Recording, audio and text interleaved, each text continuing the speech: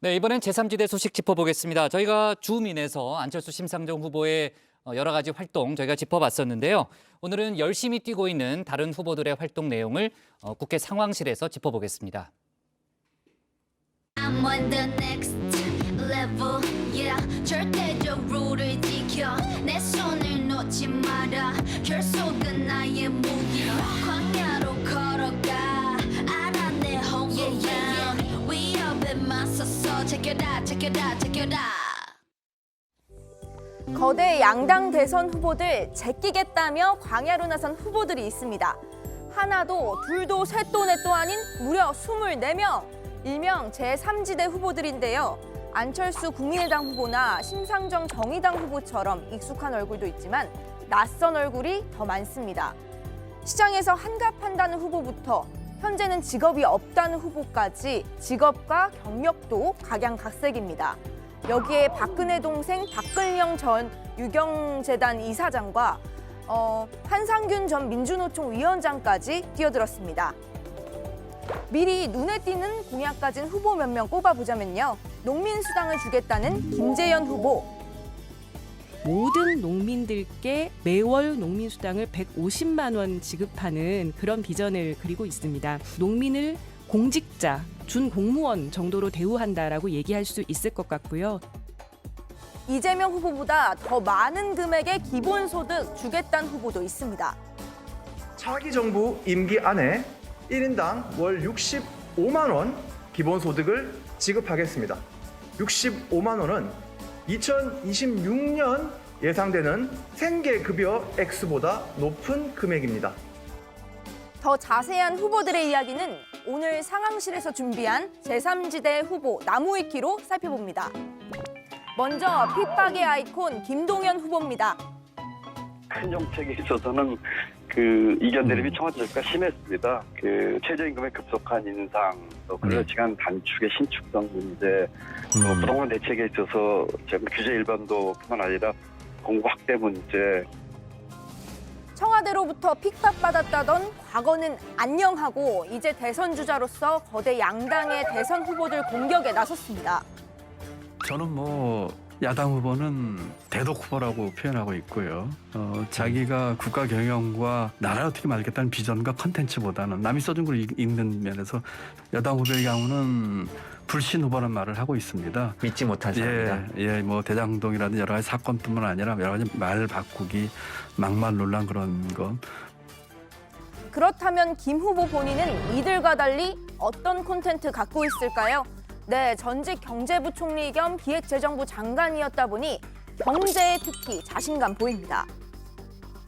전부 다 초과세수 쓰겠다, 추경하겠다는 것도 현실적이지 않은 내용들이죠. 사실은 선거 전략들이에요. 제 생각에는 국채 발행을 일부 하거나 또는 지출 구조 조정을 하거나 1호 공약으론 본인의 공무원 경험 살려서 5급 행정고시 폐지 등 공무원 개혁 내놨습니다. 이렇게 전문성 강조하면서도 특유의 교수님 이미지는 버리려고 노력 중인데요. AI 대변인을 도입하고 붕어빵 장수로 변신하기도 하면서 민심을 얻기 위해서 동분서주 하고 있습니다. 아저씨 몇개 얼마예요? 2개 1,000원입니다. 이번엔 대선 사수생 손학규 후보에 대해서 파봅니다. 벌써 사수생인 만큼 저희 다정의 가족들과도 인연이 있죠. 전원이 꺼져 있어 소리 수리 후 소리샘 퀵보이스로 연결되오며 통화료가 부과됩니다. 방송 중에 뭐가 되는지 모르겠습니다. 일단 받겠습니다. 네. 안 먹어도 될 테니까. 네, 고맙습니다. 네, 조멘토, 신체커 맞습니다. 각각 2015년, 2018년이라서 모두 앳된 모습인데요. 이렇게 세월이 흐를 동안 손 후보는 여전히 대선 사수생. 본인도 이를 의식했는지 이렇게 말합니다. 무슨 미친 아니야. 대통령병 걸린 사람 아니야. 별의별 비난, 야유, 조롱 다 나올 겁니다. 비판 여론 알지만 이번 대선판을 보면서 아이고 왜 이러나 싶어서 본인이 등판했던 건데요. 사실 손 후보 하면 딱 떠오르는 것 바로 2012년 대선 출마 당시 슬로건이었던 저녁 있는 삶이죠. 떳떳하게 일하고 당당하게 누리자.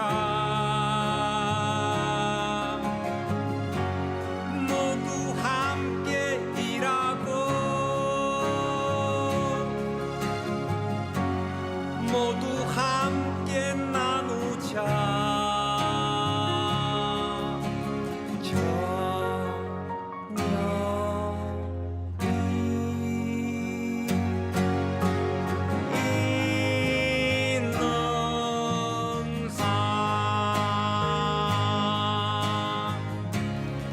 이번엔 대통령제 개혁 들고 왔습니다. 우리나라처럼 이렇게 싸움의 정치, 무한 대결의 정치가 될 수밖에 없는 건 대통령 되면 모든 걸 갖고 안 되면 하나도 못 갖고 지금 전 세계 선진국이 된 나라 중에 대통령제를 하는 건 미국하고 한국밖에 없습니다. 이번엔 본자 허경영 후보입니다. 아마 전 국민 중에 허 후보 전화 안 받아본 사람 없을 겁니다. 최근 수시충원 합격자 발표 시기랑 겹치면서 대학에서 온 전화인 줄 알고 심장 떨렸다는 수험생 원성 엄청 샀는데요. 젊은 층에 다가가려 웹드라마를 찍는 등 나름의 노력 계속하고 있습니다. 비록 2030들이 평소에 보던 웹드라마와는 사뭇 느낌이 다르긴 합니다.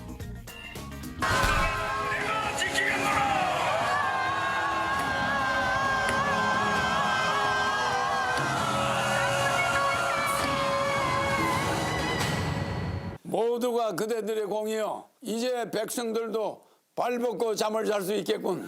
나라의 녹을 먹는 자들이 도둑질을 하다니 내 놈의 목을 내가 치겠노라. 나름 진지한 이야기도 합니다. 다소 과격하지만요. 나라에 돈이 없는 게 아니라 도둑이 많습니다.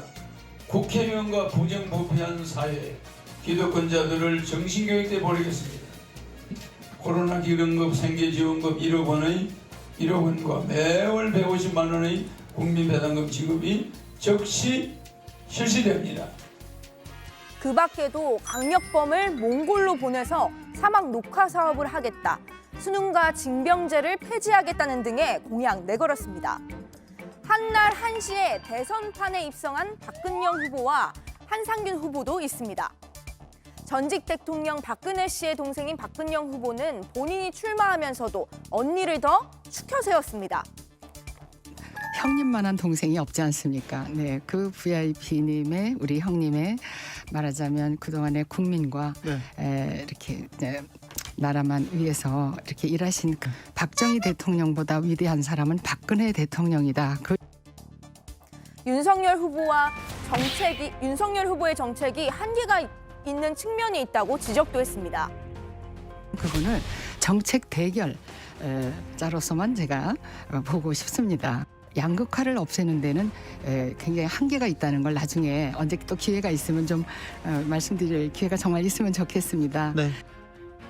그러면서 생산, 유통, 금융, 교육 등 공공성이 큰 분야를 50% 공영화하겠다는 공약을 내걸었습니다. 한상균 후보로 넘어가 볼게요.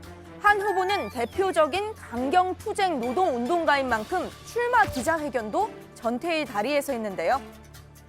오늘의 여당과 야당은 내일의 여당과 야당이 되고 있습니다. 주거니 막간이 하는 저들 압도적인 노동자 민중의 일부를 심판하고 뒤집어 엎어버립시다.